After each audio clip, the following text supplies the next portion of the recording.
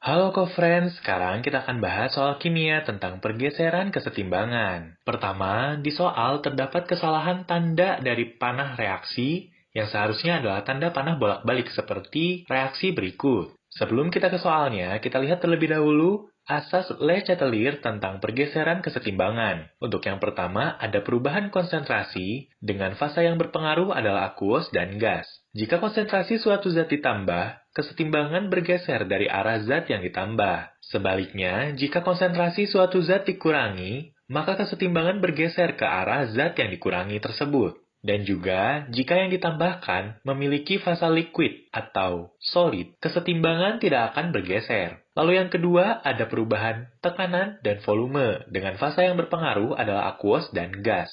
Untuk fasa selain itu tidak akan berpengaruh terhadap pergeseran kesetimbangan. Untuk yang pertama, jika tekanan diturunkan atau volume dinaikkan, maka kesetimbangan akan bergeser ke sigma koefisien yang lebih besar. Ingat, hanya dengan fasa aqueous dan gas. Lalu yang kedua, jika tekanan diperbesar dan volume diperkecil, kesetimbangan akan bergeser ke arah sigma koefisien yang lebih kecil. Lalu yang ketiga, ada perubahan suhu yang bergantung terhadap delta H atau perubahan entalpi. Jika suhu diturunkan, maka sistem akan melepas kalor dan kesetimbangan akan bergeser ke arah reaksi yang exotherm atau dengan delta H-nya negatif. Sebaliknya, jika suhu dinaikkan, maka sistem menyerap kalor dan kesetimbangan akan bergeser ke arah reaksi yang endotherm atau dengan delta H-nya positif. Lalu yang keempat, terdapat pengaruh katalis. Katalis itu bukanlah suatu faktor dari pergeseran kesetimbangan, namun ia dapat mempercepat laju reaksi dengan menurunkan energi aktivasi. Katalis juga dapat mempercepat tercapainya kesetimbangan. Sekarang kita lihat ke soalnya. Di soal kita diminta untuk menentukan hal yang dapat dilakukan untuk memperbanyak hasil gas NO2.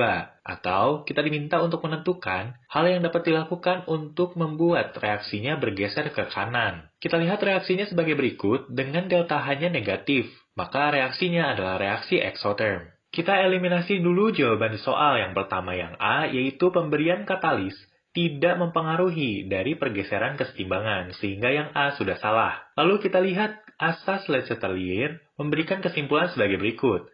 Yang pertama, untuk perubahan konsentrasi, jika konsentrasi NO dan O2 dinaikkan dengan konsentrasi NO2 diturunkan, maka kesetimbangan akan bergeser ke arah kanan. Untuk kondisi sebaliknya, reaksi akan bergeser ke arah kiri. Lalu, jika perubahan tekanan atau volume, kita berikan poin untuk reaktan adalah 3 karena jumlah dari koefisiennya adalah 3, dan untuk produk adalah 2 karena jumlah koefisiennya adalah 2. Ingat, yang berpengaruh adalah fasa aqueous dan gas.